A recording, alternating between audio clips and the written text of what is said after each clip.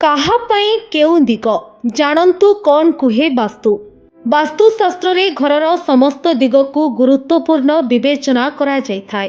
ପଶ୍ଚିମ ଏବଂ ଉତ୍ତରର ମଧ୍ୟଭାଗରେ ଅବସ୍ଥିତ ଉତ୍ତର ପଶ୍ଚିମ ଦିଗକୁ ବାୟବ୍ୟ କୋଣ କୁହାଯାଏ। ସେହିଭଳି ଉତ୍ତର ପଶ୍ଚିମ ଦିଗ ଆମକୁ ଦୀର୍ଘାୟୁ, ସ୍ୱାସ୍ଥ୍ୟ ଏବଂ ଶକ୍ତି ପ୍ରଦାନ କରେ।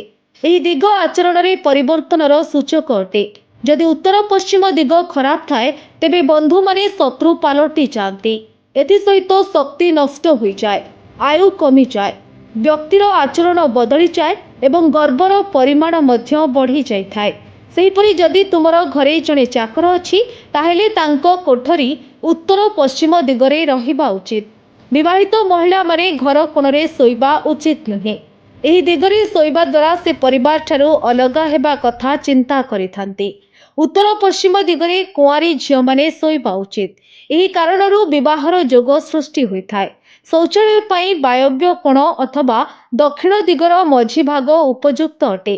ଶୌଚାଳୟରେ ଥିବା ଆସନ ଏପରି ହେବା ଉଚିତ ଯେ ଏହା ଉପରେ ବସିବା ବେଳେ ଦକ୍ଷିଣ କିମ୍ବା ଉତ୍ତର ଆଡ଼କୁ ଆପଣଙ୍କର ମୁହଁ ରହୁଥିବ। ପିଲାମାନଙ୍କର ଅଧ୍ୟୟନ ପାଇଁ ସେମାନଙ୍କର ଅଧ୍ୟୟନ ଟେବୁଲ, ଚେୟାର ଇତ୍ୟାଦି ଉତ୍ତର କୋଣରେ ରହିବା ଆବଶ୍ୟକ। ବହିଗୁଡ଼ିକର ଆଲମାରିକୁ ପଶ୍ଚିମ କିମ୍ବା ଦକ୍ଷିଣ ଦିଗରେ ରଖିବା ଶୁଭ ଅଟେ। ମନେ ରଖନ୍ତୁ ଯେ ଟେବୁଲ ଲ୍ୟାମ୍ପ ସବୁବେଳେ ଟେବୁଲର ଦକ୍ଷିଣ ପୂର୍ବ ଦିଗରେ ରଖାଯିବା ଉଚିତ।